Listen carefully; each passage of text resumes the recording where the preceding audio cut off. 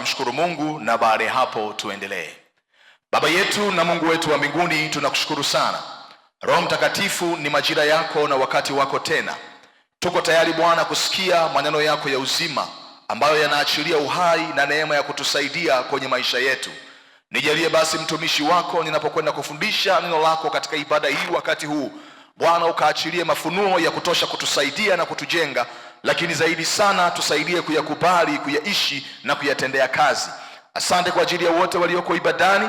Asante kwa ajili ya wale wanaotusikiliza kwenye vipindi vyetu vya redio. Asante kwa ajili ya wale wanaotufuatilia kwenye vipindi vyetu vya TV na katika mitandao yetu mbalimbali ya kijamii. Nguvu yako isiyozuiliwa na umbali tendayo kazi ikamhudumie kila mmoja sawasawa na uhitaji wake. Katika jina la Yesu Kristo tumeomba tukiamini, amen. Bwana asifiwe. Tunakwenda kuanza somo jipya katika mfululizo tutakao kuwa nalo linaloitwa hekima ya Mungu kuhusu kanuni zinazotawala matokeo kwenye maisha yetu ya kila siku. Hekima ya Mungu kuhusu kanuni zinazotawala matokeo kwenye maisha yetu ya kila siku. Naomba tufahamu jambo hili litakalo tusaidia. Kila matokeo tunayotamani kuwa nayo kwenye eneo lolote la maisha, Mungu ameyaficha kwenye kanuni za neno lake. Kila matokeo tunayotamani kuwa nayo au kuyapata kwenye maisha, iwe ni rohoni au maisha ya mwilini, Mungu ameyaficha matokeo hayo katika kanuni za neno lake. Kwa hiyo, kadiri unapoendelea kuzifahamu kanuni zinazotawala matokeo kwenye maisha ya kila siku, ndivyo unavyojiweka kwenye nafasi nzuri ya kuweza kuona mambo makubwa ambayo Mungu atafanya kwenye maisha yako. Na ziko kanuni mbalimbali ambazo Mungu ameziweka, na kanuni hizi tunapoziishi na kuzifanyia kazi, basi huwa zinashirikiana pamoja na Mungu ili kuzalisha matokeo tunayotaka kuwa nayo. Kanuni ya kwanza ambayo tutakwenda kuitazama katika siku ya leo inaitwa kanuni ya muda na majira. Kanuni ya muda na majira. Kanuni ya muda na majira. Naomba ufahamu jambo hili litakalo kusaidia. Mkristo anayetaka kufanikiwa kwenye maisha yake ni lazima ajifunze kujua namna ya kutumia muda na majira ambayo Mungu anampa kuishi ndani yake. Andika hilo jambo unakumbuka. Mkristo anayetaka kufanikiwa kwenye maisha yake ni lazima ajifunze kutumia muda na majira ambayo Mungu anampa kuishi ndani yake. Mungu ameyafunga maisha katika muda na vipindi mbalimbali ambavyo vinajitokeza kwenye maisha ya mtu. Mungu ameyafunga maisha kwenye muda na misimu mbalimbali ambayo inajitokeza kwenye maisha ya mtu. Naomba tuangalie Mwanzo sura ile ya kwanza na mstari ule wa 14. Mwanzo sura ile ya kwanza na mstari ule wa 14. Biblia inasema, Mungu akasema, na iwe mianga katika anga la mbingu ili itenge kati ya mchana na usiku, nayo iwe ndiyo dalili na majira na siku na miaka. Biblia inasema katika uumbaji Mungu aliuweka muda, na ndani ya muda akaweka majira. Maana yake kila wakati unapoishi ni lazima uwe tayari kupita kwenye vipindi, misimu na majira tofauti tofauti ambayo maisha yatakupitisha. Na tuangalie tena kwenye kitabu kile cha Mambo ya Nyakati wa Kwanza 12 na mstari wa 32. Mambo ya Nyakati wa kwanza 12 na mstari ule wa 32. Biblia inasema, na wana wa Isakari, watu wenye akili za kujua nyakati, kuyajua yawapasayo Israeli wayatende. Vichwa vyao walikuwa watu 200, na ndugu zao wote walikuwa chini ya amri yao. Biblia inaeleza katika taifa la Israeli kuna watu walikuwa wanaitwa wana wa Isakari. Walikuwa ni watu wenye akili za kimungu za kujua majira na nyakati, na katika kila misimu ambayo Mungu aliwapa kuingia walipaswa kufanya nini. Mtu anayejua nini cha kufanya katika msimu ambao Mungu amempa kuishi ndani yake, ana uhakika wa kutawala matokeo katika maisha yake. Mtu mwenye akili ya kimungu ya kujua nini cha kufanya kwenye msimu ambao Mungu amempa kuishi ndani yake, ana uhakika wa kutawala matokeo anayotaka kuwa nayo kwenye maisha yake. Wana wa Isakari, Mungu aliwaweka katikati ya taifa la Israeli, na walikuwa na akili ama ufahamu wa kimungu kwenye kila muda ambao Israeli walikuwa wanaupata, kwenye kila msimu ambao Israeli walikuwa nao. Biblia inasema walijua nini cha kufanya. Naomba nikwambie jambo hili litakalo kusaidia. Thamani ya maisha haipo katika muda tunaoishi ndani yake, bali katika mambo tunayofanya ndani yake. Thamani ya maisha kwenye mabano muda, thamani ya maisha in brackets muda haipo katika kuishi ndani yake, bali katika mambo tunayofanya ndani yake.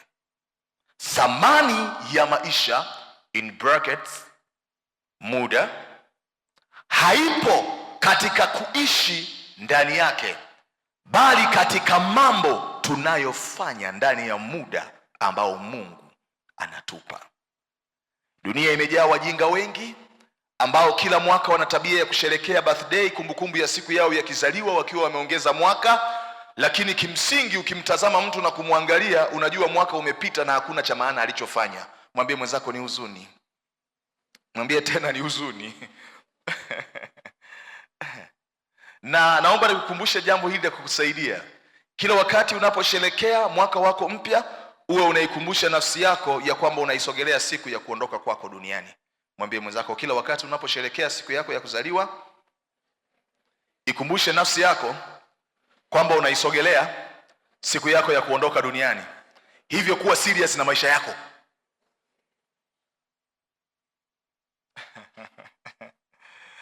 Bwana asifiwe. Bwana asifiwe. Na iko hivi, ufahamu kuhusu majira ambayo Mungu anakupa kuishi ndani yake, au majira yaliyo mbele yako, yanadai maandalizi ya mapema unayopaswa kufanya ili muda utakapofika uweze kufanikiwa kwenye maisha yako. Kila mkulima anajua kwenye mwaka kuna wakati kuna msimu wa mvua, si ndio? Na kuna msimu wa mavuno, na ni kawaida ya wakulima kujiandaa kwa ajili ya msimu wa kupanda unapofika. Maana yake ni maandalizi unayoyafanya kwenye leo yako yataamua aina ya maisha utakayokuwa nayo kwenye kesho yako.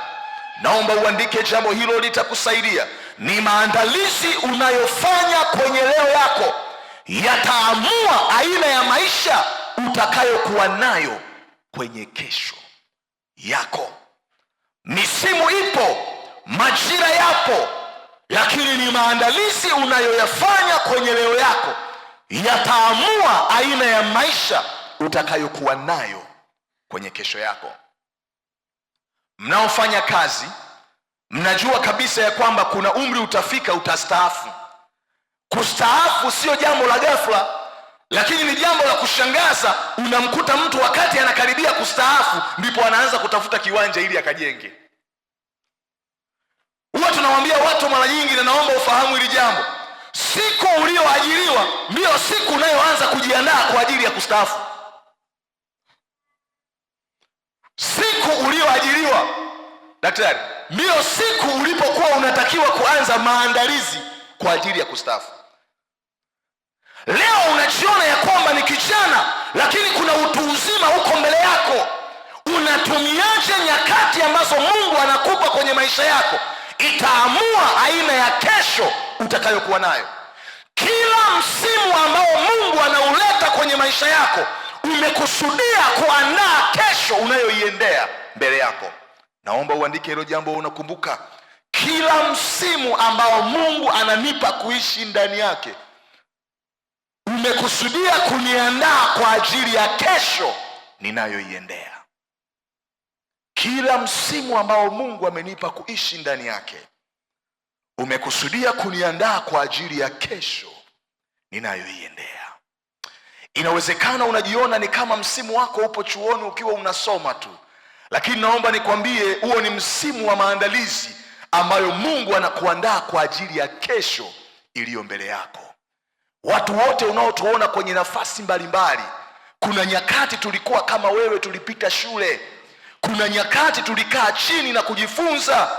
Hizo nyakati tulipozitazama na kuziangalia, tuliziona ni kama nyakati za maandalizi kwa ajili ya kesho iliyo mbele yetu. Kila msimu ambao Mungu anakupa kuishi ndani yake umekusudia kufanya maandalizi kwa ajili ya kesho unayoiendea. Naomba nikuoneshe hapa Matendo ya Mitume 11 mstari wa 28 mpaka wa 30. Matendo ya Mitume 11:28 mpaka 30. Biblia inasema, na tulipokusanyika akasimama mmoja wao, jina lake Agabo, akaonyesha kwa uwezo wa Roho Mtakatifu kwamba njaa kubwa itakuja karibu katika dunia nzima, nayo itatukia katika siku za Klaudio. Na wale wanafunzi kila mtu kwa kadiri ya alivyofanikiwa wakaazimu kupeleka msaada kwa ndugu zao waliokaa Uyahudi. Wakafanya hivyo, wakawapelekea wazee kwa mikono ya Barnaba na Sauli. Biblia inasema kuna wakati fulani kanisa likiwa kwenye maombi, Mungu akawaonesha kwa habari ya njaa inayokuja. Msimu waliokuwa nao ulikuwa ni wakati wa utele, wakati ambapo wana chakula, wakati ambapo wana fedha, wakati ambapo wana kila kitu. Biblia inasema Mungu alipozifunua nyakati zinazokuja mbele yao, Biblia inasema wakaamua kufanya maandalizi ya kuweka chakula kwa kiwango cha kuwatosha na kuwasaidia ndugu zao. Unaweza ukawa unafanya kazi au unafanya biashara, unaweza ukawa unaona fedha zinakuja kwenye maisha yako. Si kwamba majira hayo yatakuwa hivyo siku zote. Yawezekana ni msimu ambao Mungu ameachilia hiyo neema ili uwekeze na kufanya maandalizi kwa ajili ya nyakati za ukame zilizo mbele yako. Hamjawahi kuwasikia watu ambao wanasema, nilipokuwa kijana nilikuwa na hela sana, lakini amekuwa mtu mzima hana kitu? Kuna nyakati ambazo Mungu aliachilia baraka na neema nyingi, akafikiri ilikuwa ni kwa nia ya kusherekea na kufurahia maisha, asijue ulikuwa ni msimu ambao alitakiwa kuwekeza kwa ajili ya kesho iliyo mbele yake. Usipokuwa na akili na ufahamu wa namna ya kutumia muda na majira ambayo Mungu anakupa kwenye maisha yako, utaishi maisha ya uchungu na majuto siku zote za maisha yako. Ni maombi yangu isiwe kwako hivyo. Inua mikono yako na ukiri maneno haya: Roho wa Bwana, nisaidie kuyajua majira, misimu na nyakati unazonipa kuishi ndani yake na kufanya maamuzi yaliyo bora yatakayonisaidia kwenye kesho yangu. Bwana asifiwe. Bwana asifiwe. Na naomba nikuongezee jambo hili litakalokusaidia. Maisha yatakupokea na kukufanikisha kwenye kesho yako katika maeneo uliyojiandaa kwenye leo yako. Ndiyo, maisha yatakupokea na kukufanikisha kwenye kesho yako katika maeneo uliyojiandaa vizuri kwenye leo yako. Maisha yatakupokea, kukukaribisha na kukufanikisha kwenye kesho yako katika maeneo uliyojiandaa vizuri kwenye leo yako. Naomba tuangalie Mathayo 26 mstari wa 17 mpaka mstari ule wa 19. Mathayo 26 mstari ule wa 17 mpaka mstari ule wa 19. Biblia inasema, hata siku ya kwanza ya mikate isiyotiwa chachu, wanafunzi wake wakamwendea Yesu wakamwambia, ni wapi utakapo tukuandalie uile Pasaka? Akasema, enendeni mjini kwa mtu fulani, mkamwambie, mwalimu asema, majira yangu ni karibu, kwako nitafanya Pasaka pamoja na wanafunzi wangu. Wanafunzi wakafanya kama Yesu alivyowaagiza, wakaiandaa Pasaka. Yesu alikuwa anayaona majira yaliyoko mbele yake ya kuteswa, ya kwamba imekaribia. Anawatuma wanafunzi wake leo wakamwandalie mazingira ya mahali atakapofanya Pasaka yake ya mwisho. Maisha yatakupokea, kukunufaisha na kukufanikisha kwenye kesho yako katika maeneo uliyofanya maandalizi mazuri kwenye leo yako.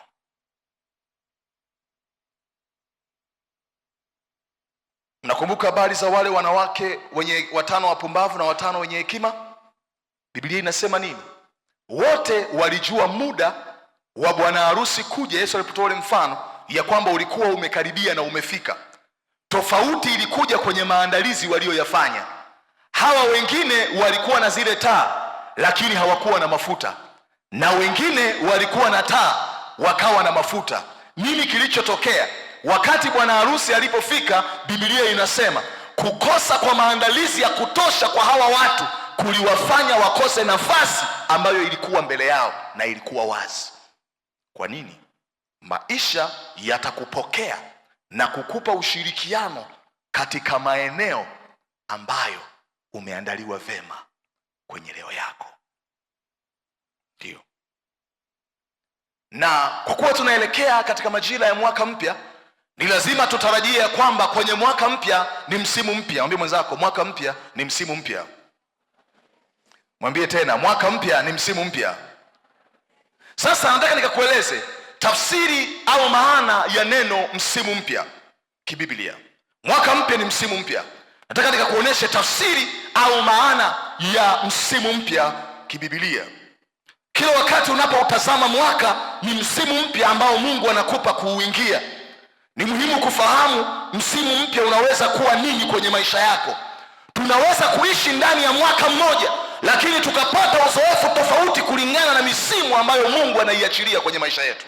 Ndiyo, narudia tena.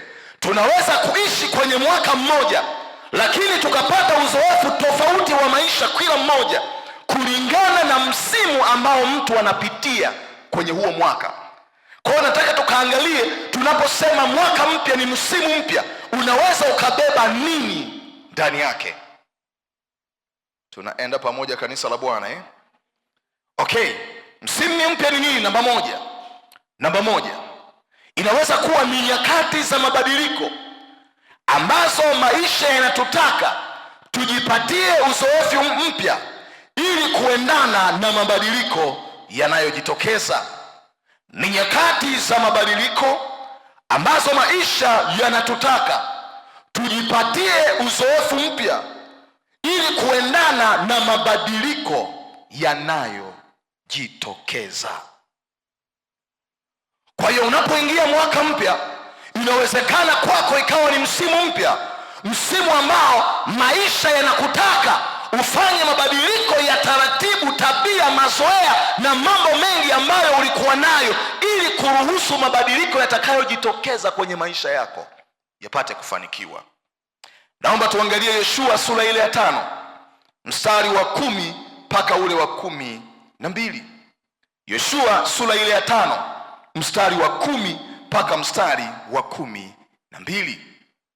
Biblia inasema hivi: Biblia inasema hivi: basi wana wa Israeli wakapanga hema zao huko Gilgali, nao wakala sikukuu ya Pasaka siku ya 14 ya mwezi jioni katika nchi tambarare za Yeriko. Nao wakala katika mazao ya nchi siku ya pili ya kuiandama hiyo sikukuu ya Pasaka, mikate isiyotiwa chachu na bisi siku hiyo 12. Ndipo ile mana ikakoma siku ya pili. Mwambie mwenzako, mana ikakoma. Mwambie tena, mana ikakoma. Biblia inasema, nilipenda sana hapo.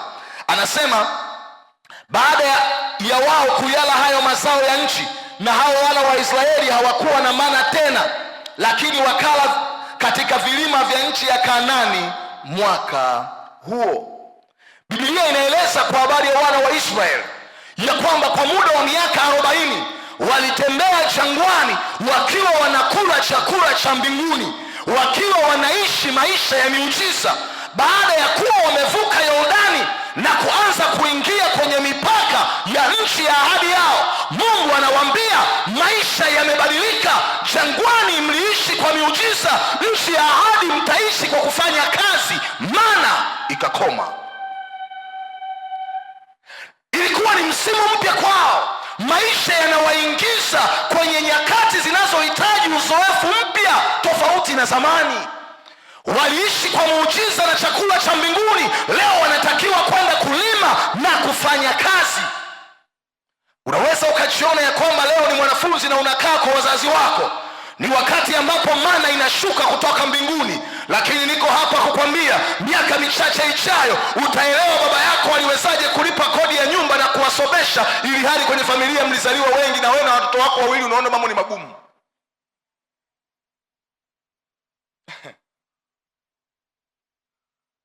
Ulikuwa ni msimu mpya, maisha yamebadilika. Wameondoka jangwani, wanaanza kuingia kwenye nchi ya ahadi. Wale waliokuwa wanaishi kwa miujiza, chakula kutoka mbinguni, leo wanatakiwa wakalime, wanatakiwa wakafanye kazi, wanatakiwa wakayavune mashamba ili waweze kupata chakula. Mungu alibaki kuwa Mungu, ila majira yalibadilika. Inawezekana ukawa unapoingia kwenye mwaka mpya ukawa ni mwaka ambao unataka badiliko fulani kutokea kwenye maisha yako. Naomba niwaambie wale ambao mnatarajia kuingia kwenye maisha ya familia, ndoa na familia ni msimu mpya, unahitaji mabadiliko. Ulikuwa na uhuru wa kujiamulia mambo unavyotaka. Ukiingia kwenye maisha ya ndoa na familia, hauamui unavyotaka, unajadiliana na mwenzako. Kuna mambo mengi ambayo yatatokea kwenye maisha yako. Msimu mpya unaweza kuwa ni wakati wa mabadiliko ambapo Mungu anataka ubadilishe kawaida ulioizoea kwenye maisha yako kabisa. Bwana asifiwe. Bwana asifiwe. Tunaenda pamoja watu wa Mungu Tunaenda pamoja watu wa Mungu Kwa hiyo katika mfano tunaona Mungu akiwaondoa Israeli kutoka kwenye maisha ya utegemezi wa miujiza na kuwaingiza kwenye maisha ya uwajibikaji. Andika hapo chini unakumbuka, Mungu aliwahamisha kutoka kwenye maisha ya utegemezi wa muujiza. Mungu aliwahamisha Israeli kutoka kwenye maisha ya utegemezi wa miujiza au kutegemea muujiza ili kupata chakula na kuanza kuishi maisha ya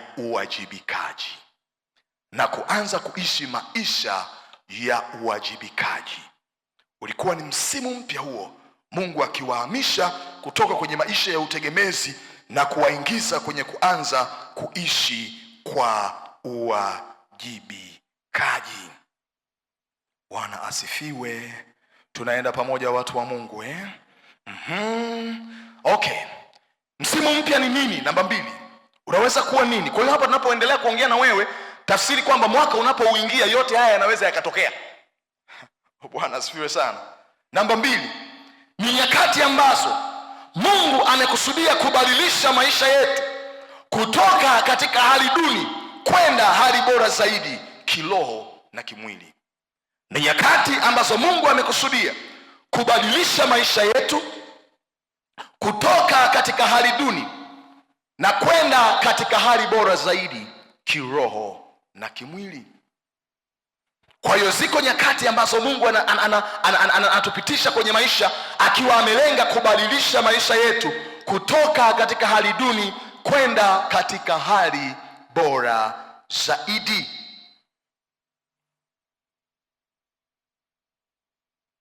Naomba niwaambie kitu watu wa Mungu. Nimeandika hapa nikasema, mchakato wa mabadiliko unaojitokeza kwenye maisha yetu tunapoelekea kwenye maisha ya utukufu mkubwa umebeba nafasi nzuri ya ukuaji wetu kiroho na kimwili. Mtu anapopita kwenye nyakati hizi, kwenye huu msimu ambapo Mungu anataka kumuondoa kwenye hali duni na kumpeleka kwenye hali iliyo bora zaidi, iwe ni kiroho au kimwili, imebeba fundisho kubwa sana kwenye maisha ya mtu.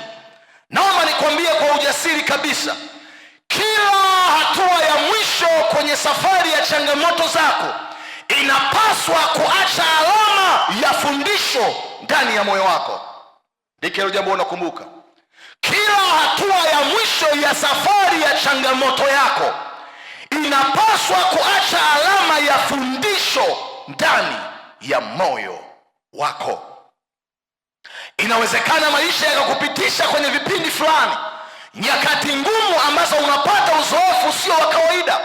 Mungu anapokutoa kwenye hiyo hali na kukupeleka kwenye hali nzuri zaidi, hakikisha ile hali ulioondoka imeacha kitu cha kukufundisha ndani yako. Naomba niwaambie wanangu, watu wengi wanapopita kwenye changamoto na Mungu akawasaidia wakavuka, wengi wanapoielezea jana huwa wanaeleza ni kama matatizo au shida fulani, lakini kila changamoto tunayoipitia ina kitu cha kutufundisha ndani yetu. Ikiwa ilikupitisha kwenye nyakati za hukumu, basi ijenge na kutengeneza imani ndani yako ya kwamba hata katika nyakati za kushindwa Mungu alikuwa mwaminifu akanisaidia. Ikiwa ilikuwa ni wakati uliokuwa mnyenyekevu ukiwa na maisha duni, Mungu anapokuinua zile nyakati zitengeneze unyenyekevu ndani yako ya kwamba sikustahili ila Mungu amenisaidia. Ni nyakati Mungu anapokuvusha kutoka kwenye nyakati ngumu au msimu wa hali ngumu na changamoto kwenye maisha na kukupeleka kwenye viwango vya utukufu mkubwa, ni wakati ambapo moyo wako unatakiwa kuondoka kwenye jana yako ukiwa umebadilishwa ndani yako. Ni muhimu sana kuelewa hilo jambo, litakusaidia. Inawezekana umewahi kuishi kwenye familia za watu wenye uwezo, yamkini walikunyanyasa, walikutendea kwenye namna ambayo haikuwa sawa. Tatizo ni moja, kila wakati ukikumbuka, unakumbuka namna ambavyo shangazi yako alikutendea na ndugu zake walikuumiza moyo na kukudharau ulipokuwa nyumbani kwao. Ni kweli, lakini ilikufundisha nini? Yamkini ilitakiwa kutengeneza unyenyekevu ndani yako. Mungu atakapokuinua ujue namna ambavyo Mungu akikusaidia na ukamuonea mwingine inauma kiasi gani. Tatizo, wengi wanatazama changamoto kama shida ambayo mtu ukimkuta anashangilia namna ambavyo Mungu amemsaidia. Hashangilii kwa kiwango gani nyakati alizozipitia ziliutengeneza moyo wake na kumfanya kuwa mtu tofauti. Ndio, ni jambo la msingi sana na la muhimu sana kuelewa. Bwana asifiwe. Bwana asifiwe. Naomba utaandika hapo kwenye Wafalme wa kwanza 17:8 mpaka 16. Wafalme wa kwanza 17:8 mpaka 16, utaona habari za yule mwanamke wa Sarepta ambaye Mungu alimwelekeza Elia ili aende kwa ajili ya kuweza kumsaidia kwa ajili ya chakula. Naomba tusome mstari wa 8 mpaka wa 12. Wafalme wa kwanza 17, nitasoma tu 8 mpaka 12. Biblia inasema, neno la Bwana likamjia kusema, ondoka uende Sarepta ulio mji wa Sidoni, ukae huko, tazama nimemwagiza mwanamke mjane wa huko akulishe. Basi akaondoka akaenda Sarepta, hata alipofika langoni pa mji, kumbe mwanamke mjane alikuwa akiokota kuni. Akamwita akamwambia, niletee na kuomba maji kidogo chomboni nipate kunywa. Alipokuwa akienda kuleta, akamwita akasema, niletee na kuomba kipande cha mkate mkononi mwako, naye akasema, kama Bwana Mungu aishivyo, sina mkate ila konzi ya unga katika pipa na mafuta kidogo katika chupa, nami ninaokota kuni 2 ili niingie nijipikie nafsi yangu na mwanangu, tuule tukafe. Biblia inaeleza habari ya mwanamke huyu aliyekuwa mjane wakati nchi ilipokuwa na njaa, taifa halina chakula. Biblia inasema ilikuwa ni wakati ambapo Mungu amemtuma Elia kwa ajili ya kwenda kwake. Elia anamkuta akiwa katika hali ngumu, Elia anamkuta akiwa katika nyakati ngumu, lakini ilikuwa ni wakati, ni msimu ambao Mungu anataka kumuondoa kwenye hali duni aliyokuwa nayo, kwenye maisha ya kukosa aliyokuwa nayo, na kumpeleka kwenye maisha ya utoshelevu. Nikagundua jambo, mara nyingi nyakati ngumu zinapaswa kutufundisha mambo makubwa mawili kwenye maisha. Nyakati ngumu zinapaswa kufanya mambo makubwa mawili kwenye maisha. Ni msimu tu, niko hapa kama mtumishi wa Mungu na mchungaji wako kukwambia, ile changamoto unayoipitia haitadumu hivyo kwenye maisha yako. Lile jambo linalokutesa halitakuwa hivyo kwenye maisha yako. Kuna majira na nyakati yako mbele yako. Mungu atafanya transformation, Mungu atafanya transition, Mungu atafanya kukuhamisha na kukubadilisha kutoka hatua moja na kukupeleka hatua nyingine kabisa. Kuna badiliko litaanza kutokea ndani yako, alafu baadaye litatokea kwenye mazingira yako. Ni muda tu, mwambie ni swala la muda tu. Mwambie sasa ni swala la muda tu. Nyakati ngumu zinakusudiwa kufanya mambo makubwa mawili kwenye maisha ya mtu. Namba moja, kujenga imani katika Mungu na kutuondoa katika kuwategemea watu au vitu. Kujenga imani katika Mungu na kutuondoa katika kuwategemea watu au vitu. Namba moja ni kujenga imani katika Mungu na kutuondoa katika kuwategemea watu au vitu.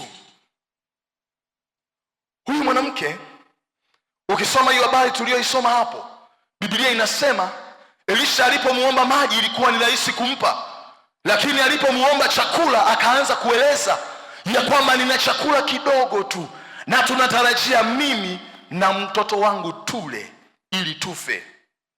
Moyo wake ulikuwa unatumaini rasilimali alizokuwa nazo kwenye mikono yake.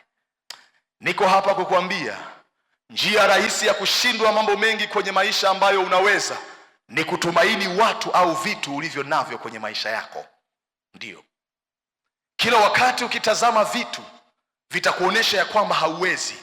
Ukiangalia watu ulio nao utaona hawana uwezo wa kukupeleka kule ambako unatamani kufika. Njia rahisi ya kushindwa mambo ambayo unaweza kwenye maisha ni kuwategemea watu au vitu ulivyo navyo. Na bahati mbaya ni kwamba tunaweza kuwa na watu wenye uwezo, lakini tunapowategemea na kuwaamini kwamba wanaweza kutufikisha mahali, Mungu anaweza akazuia tusiuone msaada kabisa kwenye maisha yetu.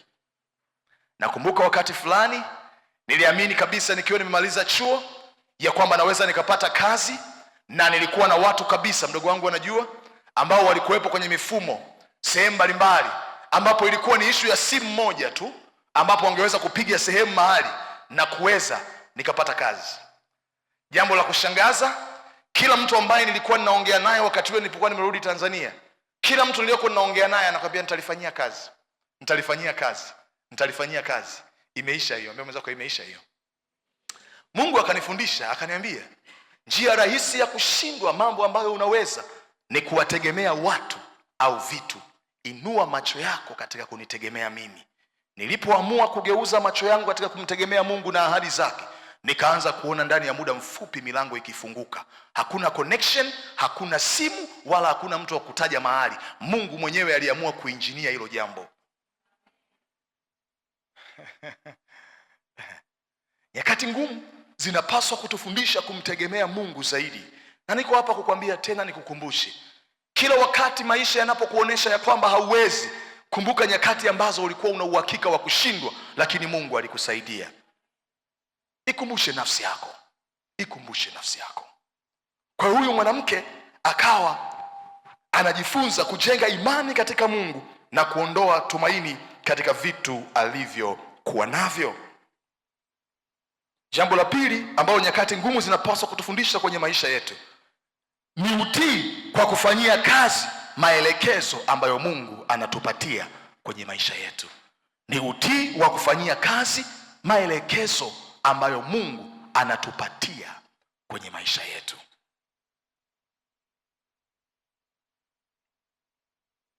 Utaona habari hapo, tunaona kwenye habari ya huyo mwanamke ambaye tumesoma habari zake hapo, utaona namna ambavyo Mungu alipotaka kumsaidia, maelekezo yalikuwa yanaonesha ni kama Mungu anachukua alivyo navyo, ni kama Mungu ni mbinafsi, ni kama Mungu ni mchoyo, lakini yale maelekezo ndio ambayo yalikuwa yamebeba msaada wake.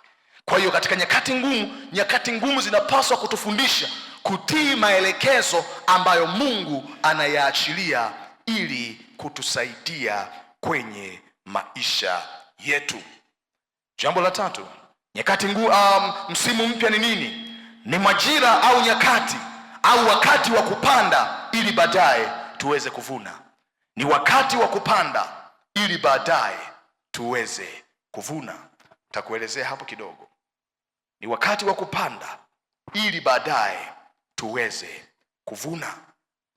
Na unapoingia katika mwaka mpya, Mungu akikupa nafasi, kila mwaka utakaokuwa unauona, utazame mwaka kwa picha ya mkulima, ya kwamba Mungu amenipa mwaka mwingine ili nipande mbegu mbalimbali ambazo zitanipa matokeo mazuri kwenye kesho yangu. Bwana asifiwe. Bwana asifiwe. Mhubiri 3 mstari wa kwanza na wa pili anasema, Mhubiri sura ya 3 mstari wa kwanza na wa pili anasema, kwa kila jambo kuna majira yake. Mhubiri 3:1 na 2, kwa kila jambo kuna majira yake na wakati kwa kila kusudi chini ya mbingu, wakati wa kuzaliwa na wakati wa kufa, wakati wa kupanda na wakati wa kung'oa yaliyopandwa. Anasema kwenye maisha kuna muda Mungu anakupa, anataka upande mbegu ambazo zitakupa aina fulani ya matokeo kwenye kesho yako. Niko hapa kukwambia, mchungaji wako, kwa ujasiri kabisa, ya kwamba moja ya kanuni inayotawala matokeo kwenye maisha inaitwa kanuni ya kupanda na kuvuna. Mwambie mwenzako, kanuni ya kupanda na kuvuna. Na Mtume Paulo alifundisha akasema, apandaye haba atavuna haba. Sehemu nyingine anasema watu watavuna kile wanachopanda. Ni muhimu sana kuelewa. Angalia Mhubiri 11 mstari wa kwanza mpaka wa 6. Unapoingia mwaka mpya au Mungu anapokupa mwaka mwingine, kwa maana ya siku yako ya kuzaliwa unaposherehekea, au mwaka ambao watu wote tunausherehekea, utazame kama udongo mzuri ambao Mungu amenipa kupanda mbegu zitakazokuwa na matokeo kwenye kesho yangu.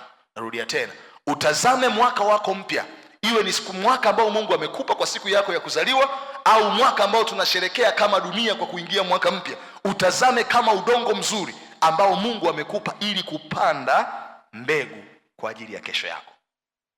Kwa hiyo usimalize mwaka ukiwa haujapanda kitu, kwa sababu hautakuwa na cha kuvuna miaka michache ijayo.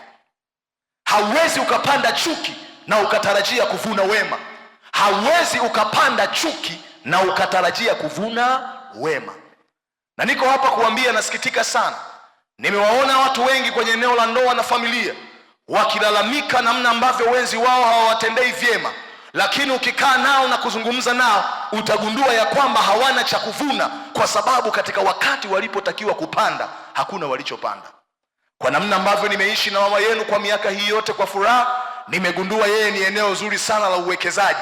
Kadiri ninavyowekeza upendo ndivyo anavyonipa upendo. Kadiri ninavyowekeza kujali ndivyo anavyonipa kujali. Maisha yatakupa matokeo sawa sawa na aina ya mbegu uliyopanda. Mwambie mwenzako, maisha yatakupa matokeo sawa sawa na mbegu uliyopanda.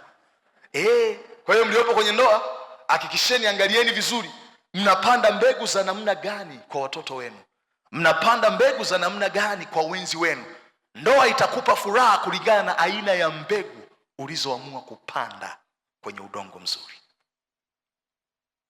Mhubiri 11:1 mpaka 6, Biblia inasema hivi. Na nimezungumza hapo kwa habari ya wale ambao mko kwenye ndoa. Nawaambia fanyeni jambo kazi. Mimi nimefanyia kazi, naona. Juzi tarehe 9 ile, wakati watu wanapurukushani nyingi huko, mimi nilichukua familia nikaenda mapumziko kwenye resort moja hivi. Tukaenda kula maisha kidogo. Kazi zipo tu, shughuli zipo tu. Kuna wakati wafanye familia wajisikie kwamba baba yupo. Wakati tumekwenda kwenye yale mapumziko, tuliporudi nyumbani, mke wangu akawa ananiambia, baba, tunajisikia vizuri na tunaona fahari wewe kuwa baba yetu, namna unavyotujali, namna unavyotufikiria. Anasema kuna wakati huwa nawaza na kufikiri ya kwamba Mungu amenipendelea kiasi gani kunipa mtu anayenijali mimi na watoto wangu. Huyo atakuacha?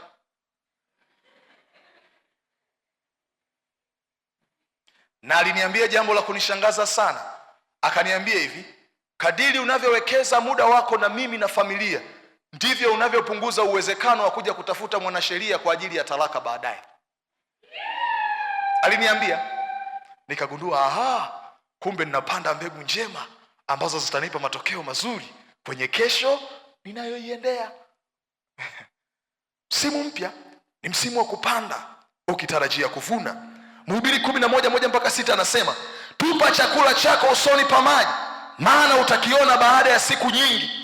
Uwagawie sehemu watu 7 hata 8, maana hujui baa gani litakalokuwa juu ya nchi. Mawingu yakiwa yamejaa mvua yatalimimina juu ya nchi, na mti ukianguka kuielekea kusini au kaskazini, paangukapo ule mti papo hapo utalala. Mwenye kuangalia upepo hatapanda, naye atazamaye mawingu hatavuna. Kama vile wewe usivyojua njia ya upepo ni ipi, wala jinsi mifupa ikuavyo tumboni mwake mjamzito, kadhalika huijui kazi ya Mungu afanyaye mambo yote. Asubuhi panda mbegu zako, wala jioni usizuie mkono wako, kwa maana hujui ni zipi zitakazofanikiwa, kama ni hii au hii, au kama zote zitafaa sawa sawa. Anasema zitupe mbegu zako kwenye maeneo tofauti tofauti, maana huwezi kujua ni ipi itakayokupa matokeo. Kuna watu wameamua kutupa mbegu zao kwenye kazi na biashara pekee. Hawana muda na familia, hawana muda na watoto. Wao wamechagua eneo moja tu, kazi. Mtu wa namna hii atafanikiwa kwenye kazi, atapanda cheo, atakuwa na heshima, lakini muda sio mrefu ataona ndoa na familia ikiharibika. Kwa nini? Maisha yatakupa matokeo kwenye eneo uliochagua kuwekeza muda wako sana. Maisha katika msimu mpya ni wakati wa kupanda mbegu ambazo unataka kuja kuvuna kwenye kesho yako. Unaweza ukashangaa kwa nini huwa naweza nikasafiri umbali mrefu nikimaliza ibada wakati mimi na drive kwenda kuona familia kule Dar es Salaam. Kwangu mimi naona ya kwamba hizo ni mbegu napanda, kuna mavuno yake yatakuja kwenye maisha yangu. Sioni shida. Maisha yatakupa matokeo sawasawa na aina ya mbegu ulizochagua kupanda kwenye mwaka wako mpya. Chagua mbegu unazotaka kupanda, tena panda kwenye eneo zaidi ya moja. Anasema hivi, tupa hata kwenye maeneo tofauti tofauti, maana haujui ni ipi itakayokupa matokeo. Bwana asifiwe. Unataka kuanza biashara, hata kama una mtaji mdogo, anza. Chochote unachotaka, ona ni mbegu. Mwaka unapoanza, ona ni fursa ya kupanda mbegu kwenye maisha yako ambazo zitakupa matokeo kwenye kesho unayoiendea. Naomba niongee jambo jingine kwa habari ya msimu mpya kama wakati wa kupanda na kuvuna. Ikiwa unautazama msimu mpya kama wakati wa kupanda mbegu mbalimbali zitakazokupa matokeo kwenye maisha yako, ni lazima ujifunze kuwa mvumilivu. Ndiyo, kutazama msimu mpya kama udongo wa kupanda mbegu mbalimbali kwenye maisha yetu, unatutaka tuwe wavumilivu. Ndilo jambo litakusaidia. Kutazama msimu mpya kama udongo mzuri, au pia kutazama mwaka mpya kama udongo mzuri wa kupanda mbegu zitakazotupa faida kwenye kesho yetu, inatutaka kuutazama msimu mpya au mwaka mpya kwa uvumilivu, au kuwa wavumilivu. Ukiwa na wazo la mkulima, lazima uwe na wazo la uvumilivu, wazo la kungoja, uwezo wa kusubiri. Utaona ukweli huo kwenye Yakobo 5 na mstari ule wa 7. Yakobo 5 na mstari wa 7 anasema, kwa hiyo ndugu, vumilieni hata kuja kwake Bwana. Tazama, mkulima ungoja mazao ya nchi. Mwambie mwenzako, mkulima ungoja mazao ya nchi. Alafu anasema, yaliyo na thamani huvumilia kwa ajili yake hata yatakapopata mvua ya kwanza na ya mwisho. Yakobo anasema kama wakulima ambavyo wanapopanda mbegu wanakuwa wavumilivu, Unapokuwa kwenye nyakati za kupanda, ni vizuri zaidi kujifunza pia uvumilivu. Kuna vitu havitatokea kwa wakati unaoutarajia, lakini kwa kuwa ni mbegu njema uliipanda, Mungu atakupa matokeo. Ningeweza kukufundisha aina mbalimbali ya mbegu muhimu kupanda kwenye maisha yako, lakini naomba nikupe aina moja ya mbegu muhimu sana kupanda kwenye maisha yako kwenye kila mwaka ambao Mungu anakupa. Inaitwa mbegu ya wema. Mwambie mwenzako, mbegu ya wema. Nataka nikuoneshe hiyo kwenye kila mwaka ambao Mungu anakupa na kila nafasi. Hiyo ni mbegu ya msimu wote. Inaitwa mbegu ya wema. Angalia Wagalatia 6 mstari wa 9 mpaka wa 10. Wagalatia sura ya 6 mstari wa 9 mpaka wa 10. Biblia inasema hivi: tena tusichoke katika kutenda mema, maana tutavuna kwa wakati wake, tusipozimia roho. Kwa hiyo kadiri tupatavyo nafasi, na tuwatendee watu wote mema, na hasa jamaa ya waaminio. Anasema tusichoke kutenda mema, maana tutavuna. Kumbe wema ni mbegu. Mwambie mwenzako, wema ni mbegu. Alafu anasema kadiri tunavyopata nafasi ya kuwatendea watu mema, kuwasaidia, kufanya vitu vilivyoko ndani ya uwezo wetu, tusiache kufanya hivyo, kwa sababu wema ni mbegu ambayo itakupa matokeo kwenye kesho yako. Kabisa nakwambia.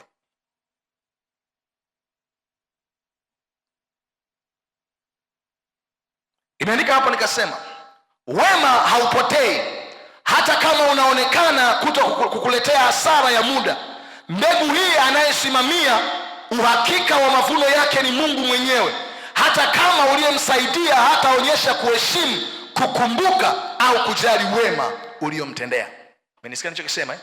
Unapopanda mbegu za wema kwenye maisha ya watu, unapokutana na mtu akiwa katika hali ya uhitaji, una uwezo katika cheo na nafasi uliopewa kufanya jambo, msaidie. Una uwezo wa kuyagusa maisha yake na kumshika mkono, msaidie. Hata kama yule mtu atakuja kukutendea vibaya, hata kama atakuja kujizima data kana kwamba haukuwahi kumsaidia, yeye anaweza akasahau, lakini mbingu zitaendelea kuifuatilia ile mbegu uliyoipanda ili ikupe matokeo kwenye maisha yako. Kuna watu mmevunjwa moyo kuwatendea watu wema, kwa sababu mliona mlipowatendea waliwaumiza. Wanaweza wakawaumiza moyo wako, lakini hawatamnyamazisha Mungu kuona matokeo unayotakiwa kuwa nayo kwenye maisha yako. Kabisa kabisa. Tuna watu wengi ambao tuliwatendea wema, walituumiza mioyo yetu, lakini Mungu hawezi akasahau ile mbegu ya wema tuliyoipanda kwenye maisha yao. Hawezi kusahau. Nakwambia Mungu hawezi. Bwana asifiwe. Kuna watu wanaogopa kuwatendea watu mema kwa sababu wanaogopa wataumizwa mioyo. Kila wakati unapowasaidia watu na kutarajia mwitikio wao, ni wanadamu. Daudi mwenyewe aliomba akasema, Bwana nisaidie nizikumbuke fadhili na rehema zako zote, wala nisisahau. Mwambie mwenzako, wanadamu wana kawaida ya kusahau. Tumesema mbegu ya wema ambayo mtu anaipanda kwenye mwaka wake, kwenye muda au kwa maisha ya watu wengine, ni mbegu ambayo Mungu mwenyewe huwa anaifuatilia akiwa anataka ilete matokeo kwenye maisha ya mtu. Hata kama tuliowatendea wema au kuwasaidia wameshindwa kuappreciate tulichokifanya. Nimekutana na wachungaji wengi wana majeraha ya washirika, watu ambao waliwahi kuwasaidia, walikuja kanisani wakiwa kapuku duni, hawana kitu, waliwalea na kuwasaidia, lakini walipoinuka na kufanikiwa wakageuka kinyume. Nimekutana nao wengi wana majeraha mioyoni. Huwa nawaambia msiumie mioyo. Kila mbegu ya wema anayopanda mtu kwenye maisha ya mtu, Mungu mwenyewe ndio huwa anakuaga anaisimamia na kuhakikisha italeta matokeo, hata kama aliyetendewa wema hajalipa wema. Naomba tuangalie mfano wa mtu mmoja. Hatutasoma kwa sababu habari hiyo inafahamika, ni habari ya Yusufu katika nyumba ya Potifa. Amina. Yes, inajulikana, na kama hujui basi nenda ukasome Biblia yako vizuri kwenye kitabu cha Mwanzo, maana tuna mengi ya kuongea kuhusu Yusufu. Sasa kila wakati tukikusomea maandiko mengine unatusumbua, ukasome mwenyewe.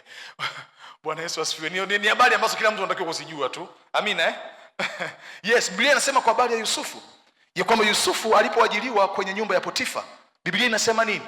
Biblia inasema hivi, Bwana akabariki nyumba ya Potifa kwa sababu ya Yusufu, Mungu alikuwa pamoja naye, akafanikiwa, kila kitu kikaenda vizuri.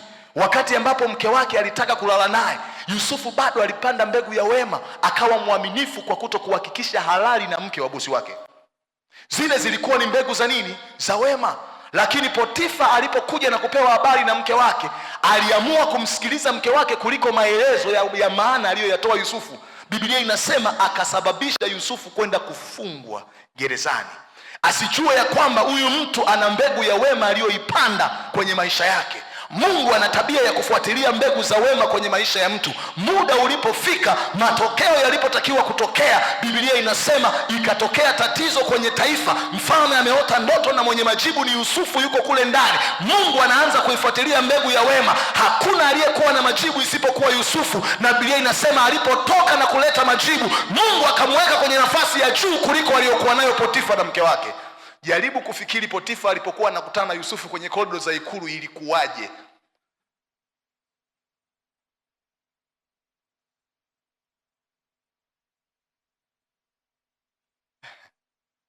Ilikuwa ni mbegu ya wema ambayo aliipanda. Potifa hakuiona, hakuithamini, wala hakutaka kumsikiliza, lakini Mungu aliendelea kuifuatilia kwenye maisha yake. Naomba tuangalie kitabu cha Ruthu 2. Ruthu 2 mstari wa 1 mpaka wa 11. Kitabu cha Ruthu sura ya 2 mstari wa 1 mpaka wa 11. Sikiliza hii habari vizuri, alafu tutaangalia tena. Utaandika hapo chini. Kitabu cha Matendo ya Mitume andika 9:36 mpaka 40 tukiwa tunamalizia. Matendo ya Mitume pia 9:36 mpaka 40. Tuanze na hichi kitabu cha Ruthu sura ile ya 2 mstari wa 1 mpaka mstari ule wa 11. Biblia inasema, basi huyo Naomi alikuwa na ndugu wa mumewe, mtu mkuu mwenye mali wa jamaa yake Elimeleki, na jina lake aliitwa Boazi. Naye Ruthu Mmoabi akamwambia Naomi, sasa niende kondeni niokote masazo ya masuke nyuma yake, yule ambaye nitaona kibali machoni pake. Akamwambia, haya mwanangu, nenda. Basi akaenda, akaja akaokota masazo kondeni nyuma ya wavunaji. Na bahati yake ikamtukia kwamba akaifikia sehemu ya shamba iliyokuwa mali yake huyo Boazi, ambaye alikuwa jamaa yake Elimeleki. Na tazama, Boazi akaja kutoka Bethlehemu kuwaamkia wavunaji, akasema, Bwana akae nanyi. Nao wakamuitikia, Bwana na akubariki. Tutulie hapo kwanza. Biblia inaeleza kwa habari ya Ruthu ambaye alikuwa ni mkwe wa Naomi. Naomi alienda kuishi kwenye nchi ya Moabu na mume wake, ukisoma pale nyuma, na alizaa watoto wawili ambao baadaye wakawa wamefariki. Maisha yalipokuwa magumu, Naomi akaamua kutaka kurudi Israeli. Biblia inasema wale watoto wake wakwe zake wawili, mmoja akaamua kuondoka. Ruthu akasema, mimi nitakwenda pamoja nawe. Umeshakuwa mtu mzima na huwe hauna watoto. Ni kweli kabisa ya kwamba mume wangu ameshafariki ambao ni mwanao, lakini mama, siwezi nikakuacha peke yako. Lazima nikuhudumie, lazima nikujali, lazima nikutunze kama nilivyokutendea wema wakati ambapo mwanao alikuwepo. Hata akiwa amelala mauti, nitakutendea wema vile vile na kuzidi. Kwa mtu wa ajabu sana. Mwenzake akaamua kuondoka, yeye akachagua kupanda mbegu ya wema ya kwamba nitarudi pamoja nawe Naomi kwenye nchi yako. Umeshakuwa mtu mzima, nitakusaidia katika kila jambo mama, sitakuacha peke yako. Hauna familia tena, umebaki mwenyewe, mimi nitakushika mama, nitasimama na wewe pamoja. Kila siku wanawaambia hapa, naomba nirudie, Mungu akikupa watu wa kusimama na wewe katika nyakati ambazo wengine walikukimbia, ni watu wa kuwathamini na kuwajali sana kwenye maisha yako. Neno la kutia moyo katika wakati wa kuchoka lina thamani kubwa kuliko zawadi inayoletwa katika wakati wa ushindi. Narudia tena, neno la kutia moyo katika wakati wa kuchoka lina thamani kubwa kuliko zawadi inayoletwa katika wakati wa ushindi. Kuna nyakati ngumu ambazo maisha yalikupitisha, watu walikuacha, lakini wale waliosimama pamoja na wewe sio watu wa kuwasahau, sio watu wa kuwasahau. Nimewaona watumishi ambao kuna watu walisimama nao katika mwanzo wa huduma, lakini Mungu alipowainua na kuwapa watu wengi, walianza kuwaona watu wa thamani waliokuja baadaye wakati wamefika kwenye viwango vya juu vya mafanikio, na kusahau watu ambao waliwaamini katika neema waliobeba wakati ambapo watu wengi hawakuwa pamoja nao. Nimewaona watu ambao Mungu alipowasaidia walifanikiwa katika nyakati ngumu. Hawakuwa na mtu, watu walisimama nao. Wakishafanikiwa wanaanza kuwaona watu wanaokuja wakati wa mafanikio ya kwamba ni watu wa thamani kuliko watu waliosimama pamoja na wewe. Nisikilize, usiwe limbukeni wa mafanikio. Mafanikio yana tabia ya kuwaita watu, na wanakuja sio kwa sababu wanakupenda, ila watakuja kwa sababu wana kitu cha kunufaika katika yale ulio nayo. Na ndio maana huwa najisikiaga huzuni sana ninapowaona vijana wakishangilia na marafiki baada ya mafanikio walioyapata kwenye maisha, wakiwataja marafiki zake, huyu si BFF, sijui nini, ujinga tu. Anaacha kuweka picha ya baba yake na mama yake, watu waliochagua kuishi maisha magumu ya kujinyima ili wamlipie ada apate kusoma. Mwambie mwenzako, una akili wewe? Yaani moja ya watu ulitakiwa kuona nao fahari ni wazazi wako. Watu ambao waliamua kujinyima, waliamua kutokuvaa vizuri, waliamua kutokula vyakula vizuri, waliamua kuhakikisha ndoto zako zinatimia. Halafu kwenye mitandao kule unatusumbua na marafiki zako waliokutana nao ukubwani. Hawa ujinga tu.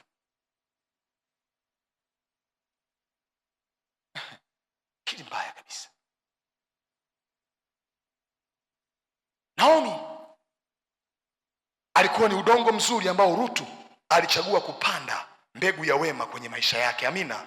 Naomba tuendelee sasa. Kwa hiyo Naomi, Biblia inasema Rutu akatoka akaenda shambani kwa ndugu yake mmoja na Naomi anaitwa Boazi.